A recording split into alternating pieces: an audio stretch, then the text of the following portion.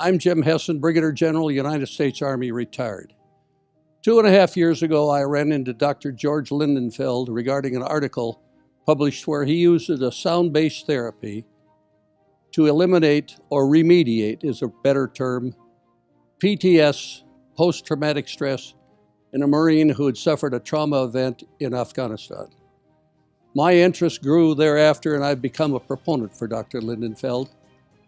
What you're about to see is a discussion tabletop by two people who've gone through the treatment, a narrator and Dr. Lindenfeld himself. I leave it to you to evaluate what you're going to hear. We owe it to our veterans to take care of them. I am most excited to welcome you to our Veterans and PTSD program with two miraculous veterans that are on the panel. I'm Julie Cook Downing, and I'm the founder of Caregivers Comfort Creations, which was established to support and empower caregivers and their families. Every single month, I conduct and create a free lunch and learn for veterans in Sarasota, and it is my passion to be serving the veteran community. I want to introduce to you first our gentleman to my right, and that happens to be retired Colonel Dan Cerrone. We will hear much more from him later. And then to his right is military police officer Trudy Buchanan, and we will also hear much more from her. Moving on, the reason that we are here is because of Dr. George Lindenfeld. And Dr. Lindenfeld is a clinical psychologist diplomat. He has been in service for 45 years. And he is an author of at least 4 books, and he's a researcher, and he has established the Reset Therapy Institute. And you will hear more about that when he and I talk. So we're going to get further into the topic of PTSD. And what I'd like to do with that is to get us all on the ground level when it comes to what PTSD is. So Dr. Lindenfeld, would you share, please? I certainly will. I've discussed this at other times, but in a nutshell, post-traumatic stress, and I'll drop the D part because the veterans I work with do not see this as a disorder. They see it as a way to stay alive in dangerous situations. What seems to happen is that if one experiences sufficient trauma, alterations occur in the brain network, the neuronal network, that changes it into a protect and defend mode. Once you're in that space, it doesn't automatically switch back. So the person you were, you no longer are. You are in that environment even though you come home. I'm writing a book right now. I've entitled it When Johnny Comes Marching Home with PTSD Trailing Behind Him. This is for the family of the returning veteran. The families simply are unprepared as to how to deal with this situation. So it's a change in the brain. I believe it produces a neuroinflammation that has a system effect throughout the course of the life until we turn that switch off. And that's what reset therapy is all about. Does that give you what you're asking for, Julie? It does. Okay. How prevalent is PTSD? Well, the statistics say that about 20% of our returning veterans have this. I think that's quite low. I think particularly since 9/11, we're looking at more like 50%, particularly with the frequency of rotations. of our military personnel. Julie, I don't know if you know this, but about 50% of our veteran population come from families that served before, and they primarily live in about 5 states in this country, and they're pretty much confined to, I'll call them isolated areas where just the military reside. So we don't get to see the effects on these citizens. They're rather isolated from us. Now, we did say PTSD related to veterans, but I also recall that you have shared that there are other entities that can suffer from PTSD. Oh, absolutely. It's pervasive. One of the precursors of PTSD in much research is child abuse. We have battered women. I suspect that 90% of our people in prison probably have been traumatized in their youth. I mean, this is all over the place. And then also the first responders. Yes, ma'am. That's the title of another book I'm working on. We need to help those folks. Okay, let's share with the group what the symptoms are if you have PTSD. I'd like these folks to talk about it, maybe from their own personal perspective. Okay, shall we let the lady go first? I think so. Okay, this will be Trudy. Hi, my name is Trudy Buchanan. I was in the Army for 14 years. I just most recently got out last year in February on a voluntary separation. I have been a military police officer, as I was introduced. So I did first responder stuff, and I also was a combat veteran in Afghanistan, 2005 to 2006. And the way my PTSD manifested itself was high levels of anxiety. I've suffered a lot of anxiety, a lot of continued, I guess you could say, unjustified fear, but clearly there was a reason for it. As I was in the military and still processing along after my deployment, you know, I just didn't have time to think about a lot of things. I didn't have time to feel. I didn't have reason really to unlock any of my feelings that I was kind of pushing down. I'd have trouble sleeping. I wouldn't really sleep well through the night. I've had issues with anger management to a pretty serious degree.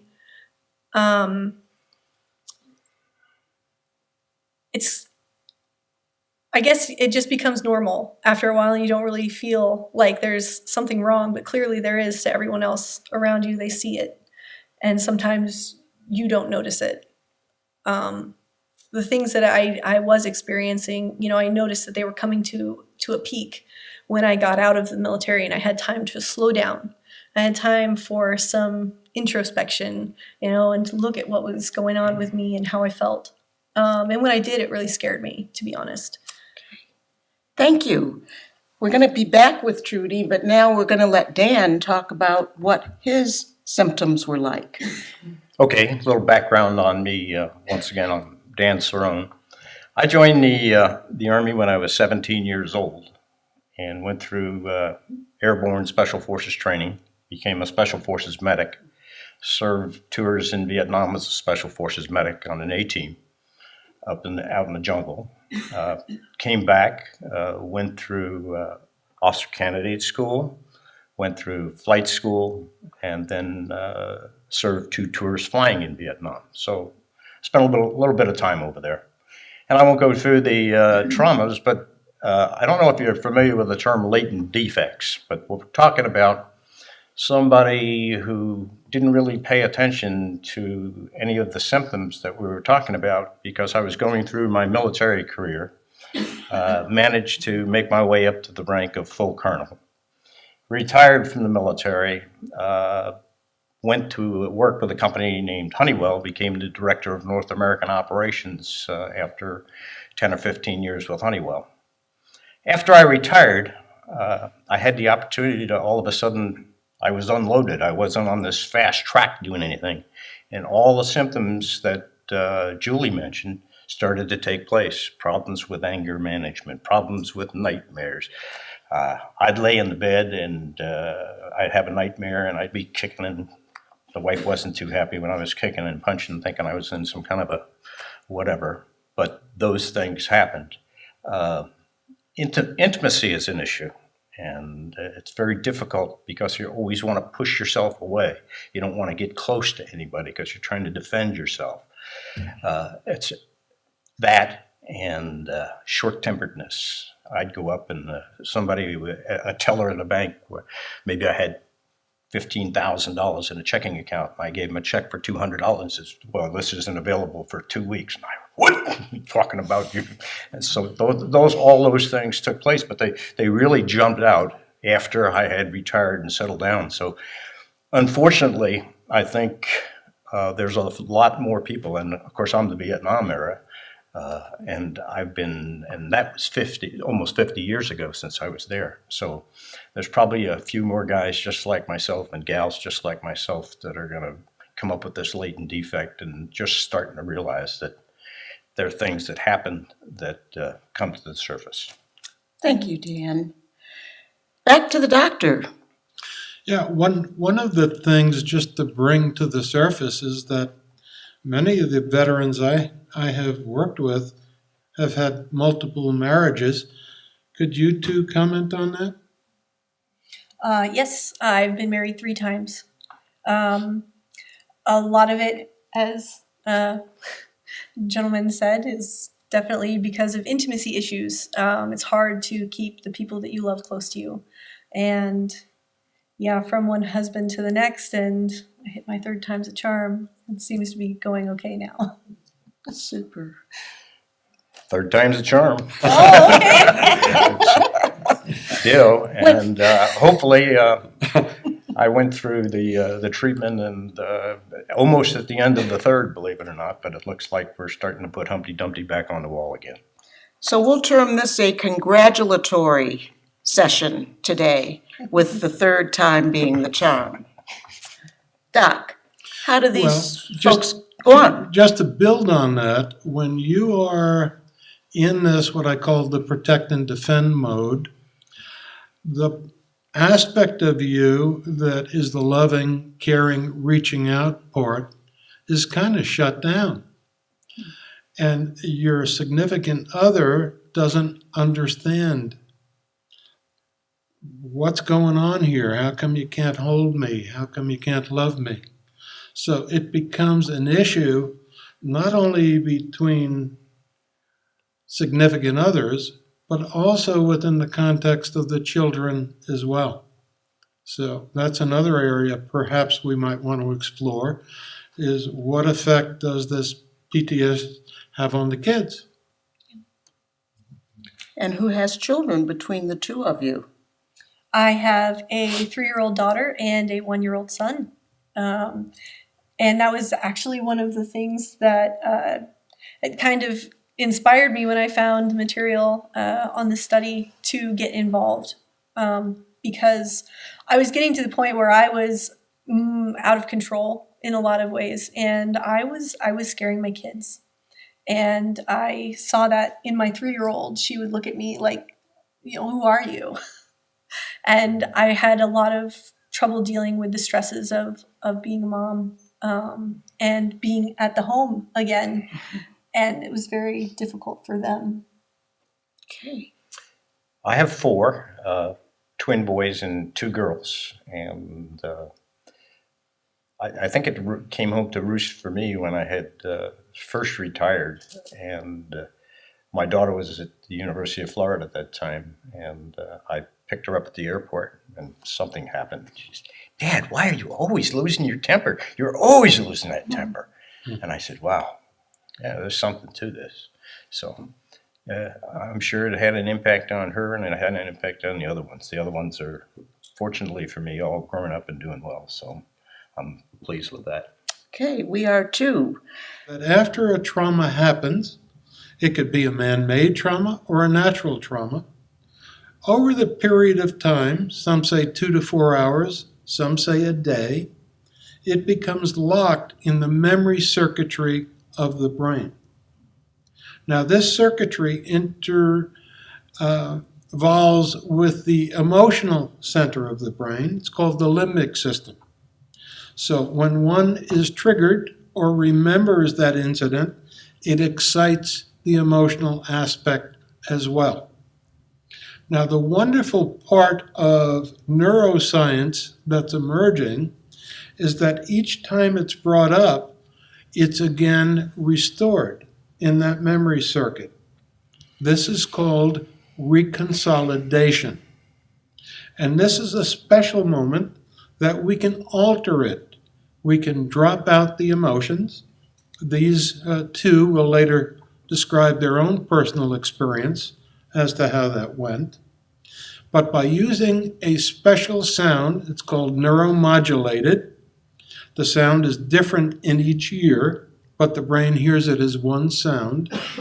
It interferes with the restoration of the emotional part of the memory, and the emotions drop out. Now, this can be the same with anxiety disorders. It can be the same with panic attacks or phobias. It can be the same with depression or chronic pain. We are opening up new opportunities to be able to provide assistance to those who have not responded to medications, psychotherapy, things of this sort, with new interventions. Thank you. You're welcome. I think we need to return back to both Trudy and Dan, and let's talk a little bit more about how family was affected. I think we've talked about the symptoms, but let's take those symptoms and relate them to real life and what it was like having PTSD with your family. Trudy, would you begin? Yes. My husband actually, from the first time that I guess we were even really together, he was experiencing my nightmares with me, and I would wake up many times yelling, screaming, cursing in my sleep. Very disturbed sleep pattern, and it did kind of stress him out, I guess. It would really upset him, because he's like, what in the world is going on?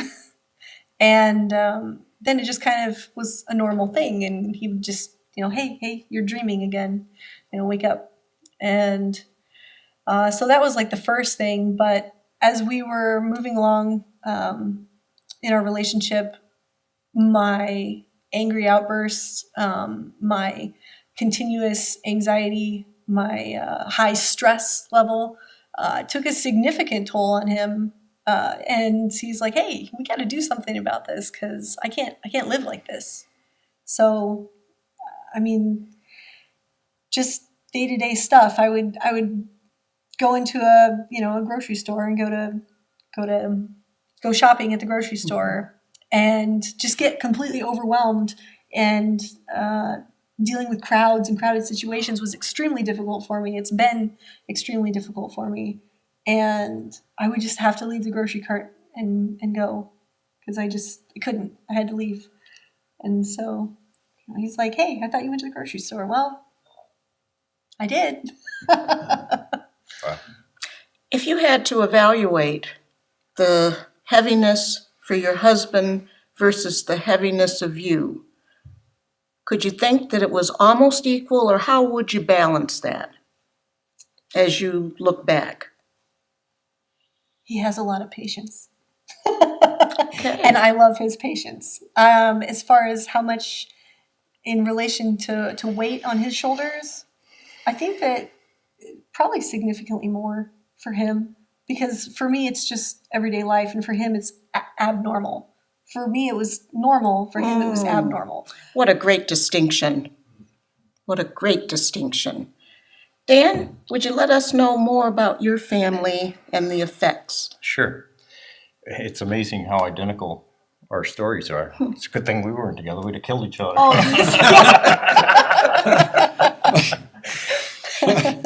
Same thing. The nightmares and the kicking and the moving in the arms, and she'd try and it's okay, it's just a dream, and so on and so forth, and calm you down. And more vividly than that, I remember sitting on the couch watching a TV show, and she would be in the kitchen and drop a pot. I'd come out of the chair. What did you do? And so on and so forth. It was the noise response that got to me, and then the short tempers and the always being very judgmental. You know, want this, want this, want this, and so on and so forth. And she said, "It's time you go see somebody. You have to do something about this." And this. I'm talking a short time ago, maybe 3 years ago, and that's when I went to the VA and sought treatment. Okay. I don't know why I'm thinking of this, but we'll be coming to a close. I'd like to hear about the treatment these two have had prior Okay. to reset therapy. Okay. Whatever treatment they've experienced. All of it. Super. Yeah. So while I was in the military and I was going through my rocky relationships and the ends and the beginnings and the ends again, I knew that I had issues.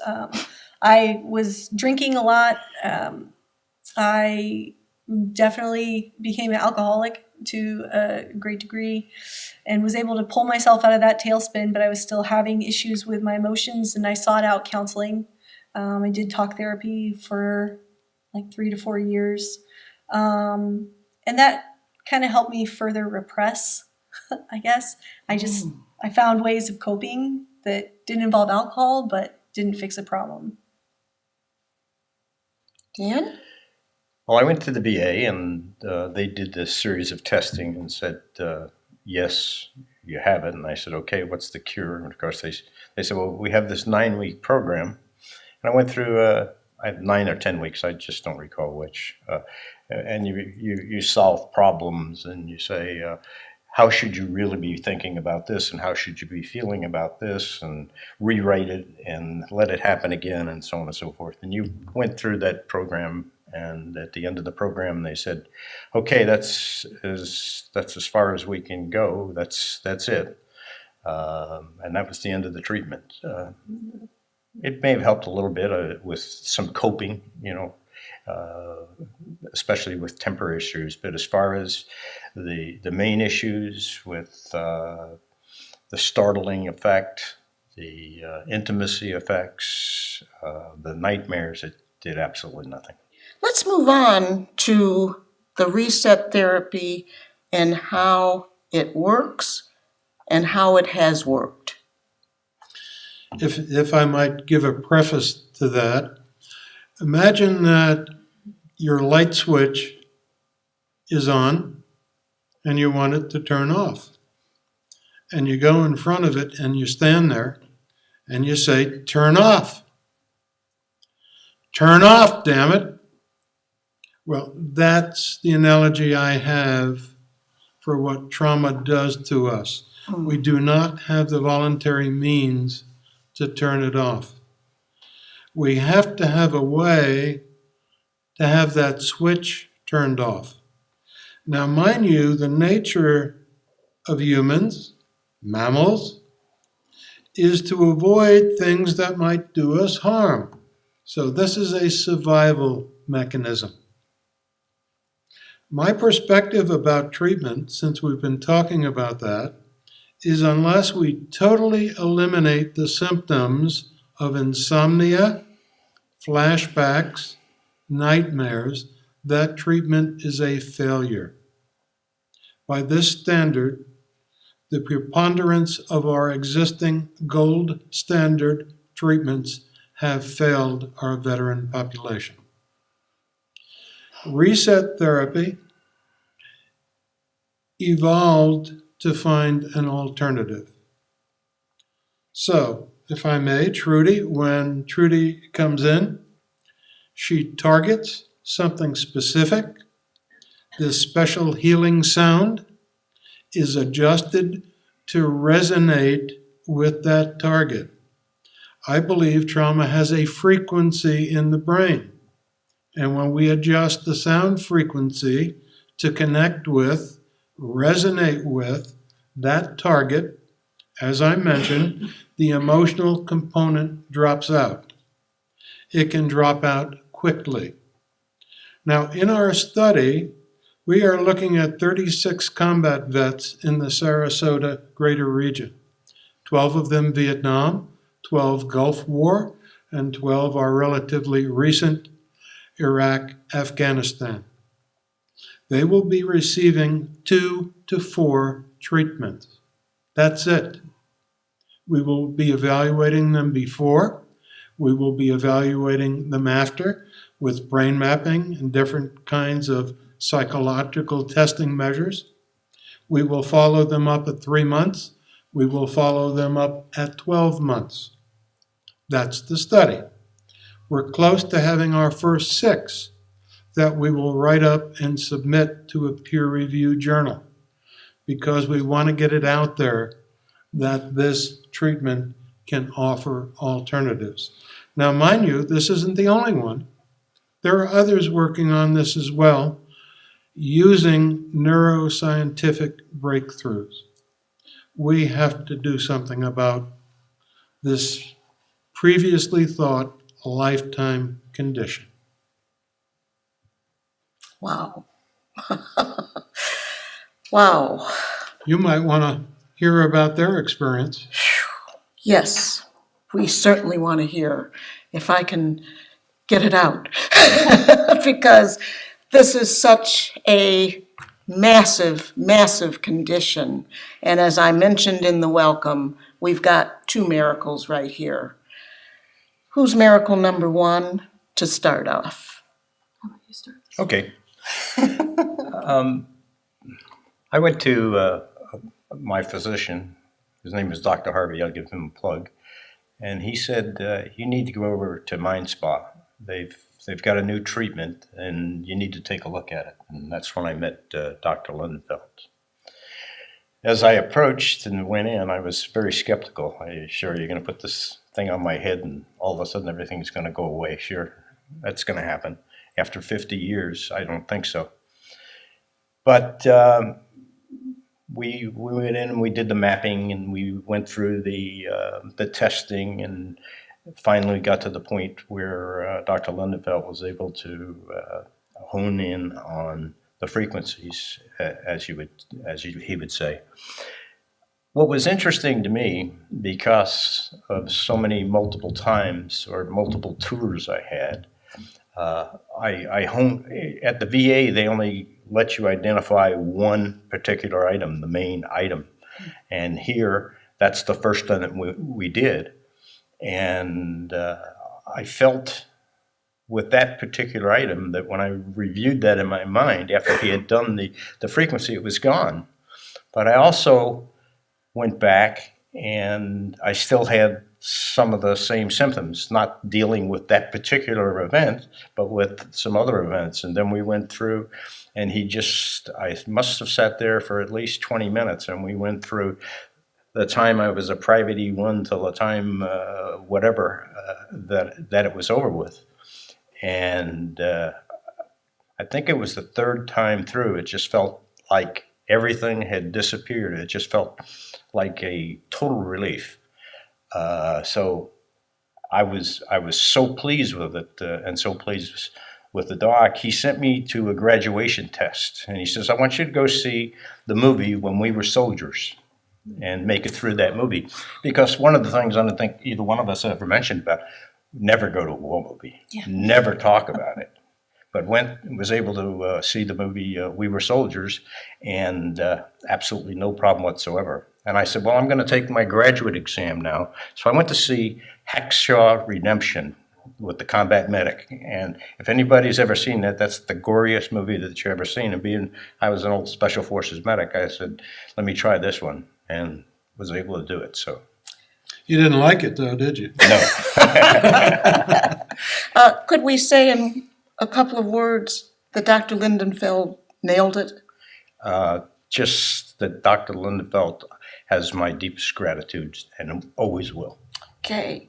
Trudy, share, please. Yes. So I had been doing a tour, actually, of Mind Spa for a school I'm going to currently, and I had seen the pamphlet, and I said, oh man, that would be really cool if that worked.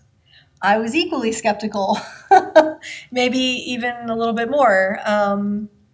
And when I told Doc that, he was like, well, remain skeptical. And I was like, okay, so let's give this a shot. And kind of the same thing, we zeroed in on my frequency, and it was hard. Like during the sound, I really was going into all of these memory banks that I really hadn't been accessing. I didn't want to access. And like the doctor says, follow the bouncing ball into your memories. And I did, and I bounced around and I touched on as many things as I could after, some of the main focus, and just like clearing out cobwebs in your cupboard. And I felt awesome. I slept like a bear that night. I had no nightmares. Like that was the first thing that really struck me, was that first week I had absolutely no nightmares. I slept like a champ. And I hadn't really even thought to try to re-access those memories until later. And I was like, hey, well, let's just think about that and see how I feel about it. And I couldn't even do that. I couldn't even go back to that feeling or those memories that would trigger me for those events. It was incredible, like really, and completely unexpected. Wow. I know you have to be a bit swelled up, Dr. Lindenfeld. Every time I see that transformation. But I believe we need to wrap up now. I was just going to say, did you have any additional remarks before we have our closing remarks? The joy for me is to see the change in the eyes of the individual. The person returns to the body. That is an exciting moment that every therapist lives for.